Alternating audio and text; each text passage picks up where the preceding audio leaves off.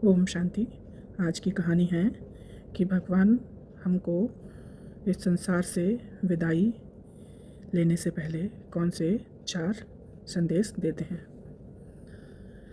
तो ये कहानी है कि एक चतुर व्यक्ति को काल से बहुत डर लगता था।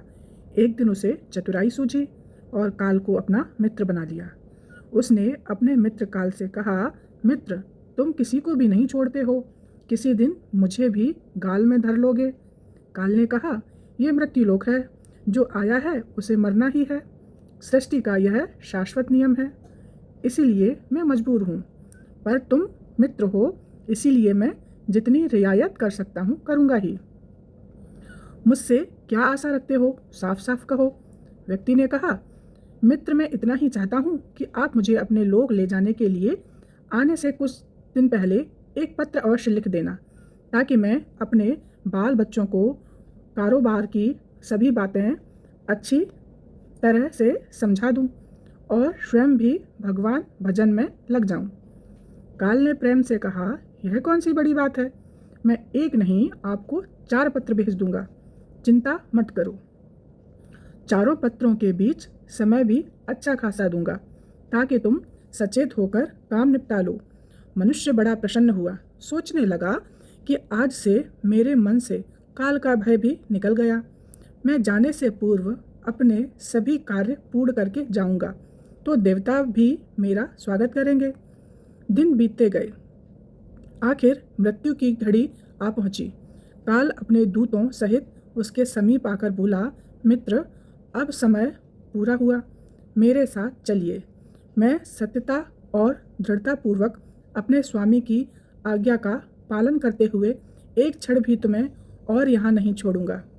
मनुष्य के माथे पर बल पड़ गए, भ्रुकुटी तन गई और कहने लगा, धिक्कार है तुम्हारे जैसे मित्रों पर। मेरे साथ विश्वासघात करते हुए तुम्हें लज्जा नहीं आती? तुमने मुझे वचन दिया था कि लेने आने से पहले पत्र लिखूंगा। मुझे बड़ा दुख है कि तुम बिना किसी सूचना के अचानक दूतों सहित मेरे ऊपर चढ़ आए। मित्रता तो दूर रही, तुमने अपने वचनों को भी नहीं निभाया। काल हंसा और बोला, मित्र, इतना झूठ तो ना बोलो, मेरे सामने ही मुझे झूठा सिद्ध कर रहे हो। मैंने आपको एक नहीं 4 पत्र भेजे, आपने एक भी उत्तर नहीं दिया। मनुष्य ने चौंक कर पूछा, कौन से पत्र, कौन प्रमाण है? मुझे पत्र प्राप्त होने की कोई डाक रसीद आपके पास है तो दिखाओ। काल ने कहा, मित्र, घबराओ नहीं, मेरे 4 पत्र इस समय आपके पास मौजूद हैं। मेरा पहला पत्र आपके सिर पर चढ़कर बोला, आपके काले सुंदर बालों को पकड़कर उन्हें सफ़ेद कर दिया और यह भी कहा कि सावधान हो जाओ, जो करना है कर डालो। नाम, बड़ाई और धन संग्रह के झंझटों को छोड़कर भजन में लग जाओ। पर मेरे पत्र का आपके ऊपर जरा भी असर नहीं हुआ। बनावटी रंग लगाकर आपने अपने बालों को फिर से काला कर लिया और पुनः जवान बनने के सपनों में खो गए। आज तक मेरे श्वेत अक्षर आपके सिर पर लिखे हुए हैं। कुछ दिन बाद मैंने दूसरा पत्र आपके नेत्रों के प्रति भेजा। नेत्रों की ज्योति मंद होने लगी, फिर भी आंखों पर मोटे शीशे चढ़ाकर आप जगत को देखने का प्रयत्न करने लगे। 2 मिनट भी संसार की ओर से आंखें बंद करके ज्योति स्वरूप प्रभु का ध्यान मन में नहीं किया। इतने पर भी सावधान नहीं हुए तो मुझे आपकी दीन दशा पर बहुत तरस आया और मित्रता के नाते मैंने तीसरा पत्र भी भेजा। इस पत्र ने आपके दांतों को छुआ, हिलाया और तोड़ दिया। आपने इस पत्र का भी जवाब न दिया, बल्कि नकली दांत लगवाए और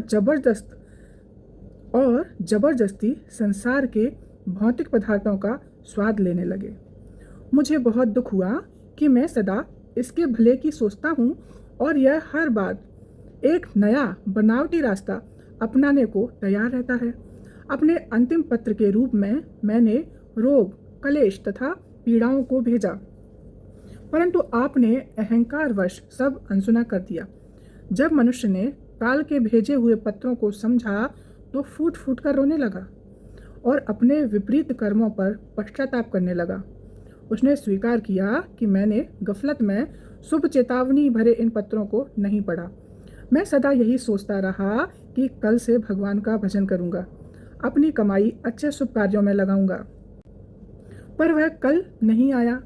काल ने कहा, आज तक तुमने जो कुछ भी किया राग, रंग, स्वार्थ और भोगों के लिए किया। जानबूझकर ईश्वरीय नियमों को तोड़कर जो काम करता है वह अक्षम्य है। मनुष्य को जब अपनी बातों से काम बनता नजर नहीं आया तो उसने काल को करोड़ों की संपत्ति का लोभ दिखाया। काल ने हंसकर कहा, मित्र, यह मेरे लिए धूल से अधिक कुछ भी नहीं है। धन, दौलत, शोहरत, सत्ता, ये सब लोभ संसारी लोगों को वश में कर सकता है, मुझे नहीं। मनुष्य ने पूछा, क्या कोई ऐसी वस्तु नहीं जो तुम्हें भी प्रिय हो, जिससे तुम्हें लुभाया जा सके? ऐसा कैसे हो सकता है? काल ने उत्तर दिया, यदि तुम मुझे लुभाना ही चाहते हो तो सच्चाई और शुभ कर्मों का धन संग्रह करो। यह ऐसा धन है जिसके आगे मैं विवश हो सकता था, अपने निर्णय पर पुनर्विचार को बाध्य हो सकता था, पर तुम्हारे पास तो यह धन धेले भर का भी नहीं है। तुम्हारे ये सारे रुपए, पैसे, जमीन, जायदाद, तिजोरी में जमा धन संपत्ति सब यहीं छूट जाएगा। मेरे साथ तुम भी उसी प्रकार निवस्त्र जाओगे जैसे कोई भिखारी की आत्मा जाती है। काल ने जब मनुष्य की यह बात नहीं सुनी तो वह हाय हाय करके रोने लगा। सभी संबंधियों को पुकारा, परंतु काल ने उसके प्राण पकड़ लिए और चल पड़ा अपने गंतव्य की ओर। काल ने कितनी बड़ी बात कही। एक ही सत्य है जो अटल है, वह है कि हम एक दिन मरेंगे जरूर। हम जीवन में कितनी दौलत जमा करेंगे, कितनी शोहरत पाएंगे, कैसी संतान होगी, यह सब अनिश्चित होता है, समय के गर्भ में छुपा होता है, परंतु हम मरेंगे एक दिन। बस यही एक ही बात जन्म के साथ ही तय हो जाती है। ध्रुव सत्य है मृत्यु, काल कभी भी दस्तक दे सकता है। प्रतिदिन उसकी तैयारी करनी होगी। समय के साथ उम्र की निशानियों को देखकर तो कम से कम हम प्रभु की याद में रहने का अभ्यास करना चाहिए। और अभी तो कलयुग का अंतिम समय है। इसमें तो हर एक को, चाहे छोटा हो या बड़ा, सबको प्रभु की याद में रहकर ही कर्म करने हैं। ओम शांति।